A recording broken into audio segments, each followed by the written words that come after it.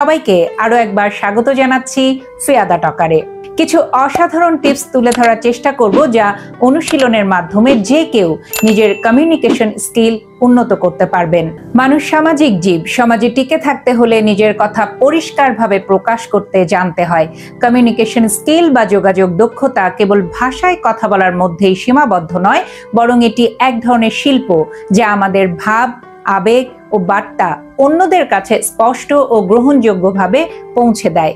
কর্মক্ষেত্র, পরিবার, বন্ধু বান্ধব, এমনকি অপরিচিত কারোর সাথেও সফল সম্পর্ক গড়ার পেছনে অন্যতম বড় ভূমিকা রাখে এই কমিউনিকেশন স্কিল। প্রথমত, মনোযোগ দিয়ে শুনুন, অ্যাক্টিভ লিসেনিং। ভালো কমিউনিকেশনের প্রথম শর্ত হলো শুনতে হবে, শোনা। অনেকেই শুধুমাত্র নিজের বলার দিকে মনোযোগ দেয়, কিন্তু অন্যের কথা মন দিয়ে শোনে না। একজন দক্ষ কমিউনিকেটর আগে মনোযোগ দিয়ে শোনেন, তারপর নিজের মতামত দেন। অ্যাক্টিভ লিসেনিং বলতে যা বুঝি আমরা, আপনি শুধু শব্দ শুনছেন না, বরং বক্তার ভাব, ভাষা ও আবেগও বোঝার চেষ্টা করছেন। কিভাবে শিখবেন? চোখে চোখ রেখে কথা শুনুন, মাঝে মাঝে হালকা মাথা নাড়ার চেষ্টা করবেন, কখনো হ্যাঁ, ঠিক, বুঝলাম ইত্যাদি শব্দ ব্যবহার করে কথা বলবেন। বক্তার কথা মাঝপথে না থামিয়ে পুরোটা শুনবেন। এছাড়া স্পষ্টভাবে ও সংক্ষেপে কথা বলার চেষ্টা করবেন। আপনি কি বলতে চাইছেন তা যদি পরিষ্কার না হয়, তাহলে আপনার কথার গুরুত্ব হারিয়ে যায়। কম কথা কিন্তু গুছিয়ে বললে তা শ্রোতার মনে দাগ কাটে। এজন্য কথার আগে ভাবুন আপনি কি বলতে চান এবং কিভাবে বললে শ্রোতা সহজে বুঝবে। এক্ষেত্রে আপনি যা করতে পারেন, জটিল শব্দ এড়িয়ে চলুন, সহজ ভাষা ও উদাহরণ অর্থাৎ এক্সাম্পল ব্যবহার করুন, পয়েন্ট আকারে কথা বলুন।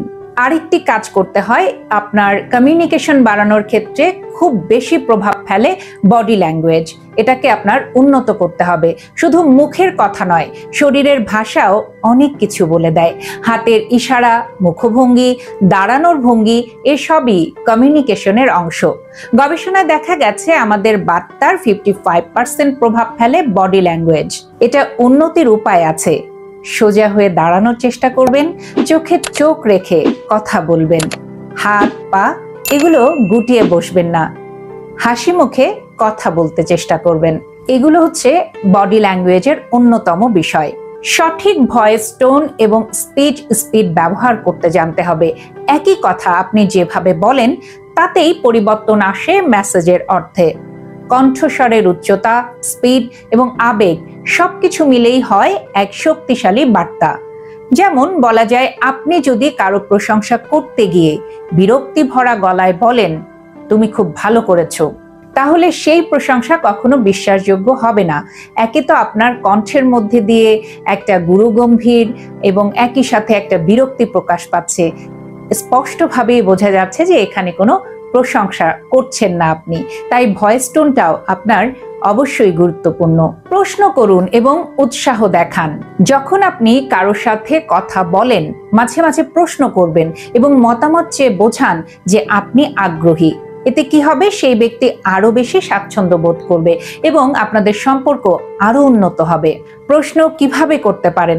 ধরেন আপনি বললেন যে আপনার মতামত কি। আরেকটা বিষয় বলতে পারেন যে এই ব্যাপারটা আপনি কিভাবে দেখেন। আরো বলতে পারেন যে এ বিষয়ে আমাকে বিস্তারিত বলবেন।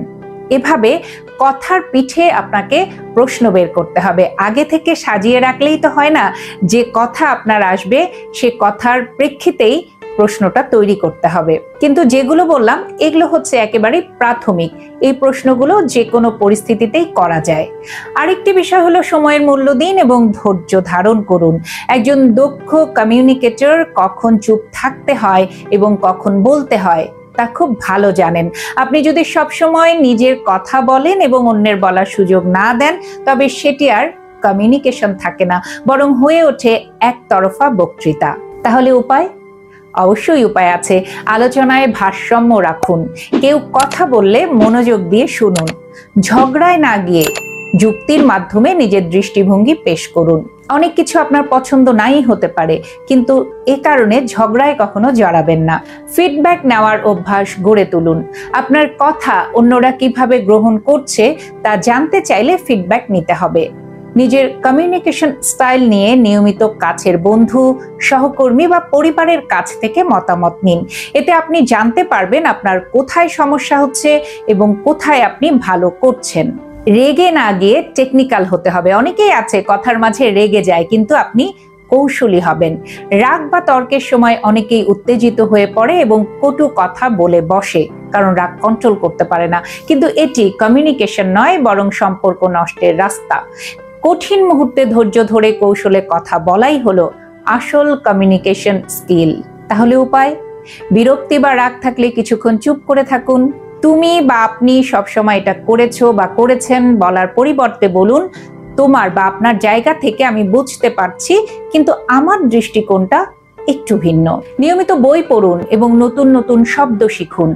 ভাষার দখল বাড়াতে হলে নিয়মিত বই, ম্যাগাজিন, পত্রিকা পড়তে হবে। এতে আপনার শব্দ ভান্ডার সমৃদ্ধ হবে এবং নিজেকে আরো সাবলীলভাবে প্রকাশ করতে পারবেন। নিজের ভেতরে কিছু অভ্যাস গড়ে তুলুন। প্রতিদিন অন্তত 15 মিনিট করে কিছু পড়ুন, নতুন কিছু শিখুন এবং নতুন যে শব্দগুলো শিখছেন সেই শব্দ দিয়ে বাক্য গঠন করুন।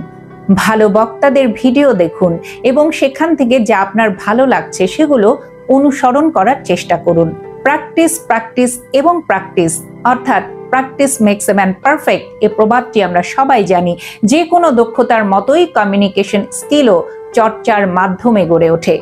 প্রতিদিন পরিবার, বন্ধু, সহকর্মী সবার সঙ্গে যোগাযোগ করার সময় একটু সচেতন থাকুন। নিজেকে আয়নায় দেখে কথা বলার অভ্যাস গড়ে তুলুন। এতে আপনি নিজেই বুঝতে পারবেন কোথায় উন্নতির জায়গা আছে, কোথায় আপনার গ্যাপ আছে, কোথায় একটু সংশোধন করতে হবে। পরিশেষে বলতে চাই, কমিউনিকেশন স্কিল এমন এক সম্পদ যা সারা জীবন কাজে লাগে। এটা কেবল পেশাগত সফলতার জন্য নয়, ব্যক্তিগত সম্পর্কেও গভীর প্রভাব ফেলে। এক্ষেত্রে ধৈর্য, সচেতনতা ও নিয়মিত অনুশীলনই পারে আপনাকে একজন দক্ষ ও আত্মবিশ্বাসী কমিউনিকেটরে রূপ দিতে। মনে রাখবেন, আপনি যতই জ্ঞানী হন না কেন, যদি তা সঠিকভাবে প্রকাশ করতে না পারেন, তাহলে সেই জ্ঞানের মূল্য অনেকটাই হারিয়ে যায়। ভালো থাকবেন সবাই। আবারও নতুন কোনো বিষয় নিয়ে খুব দ্রুত ফিরে আসবো। চোখ রাখবেন ফিয়াদা টকারে।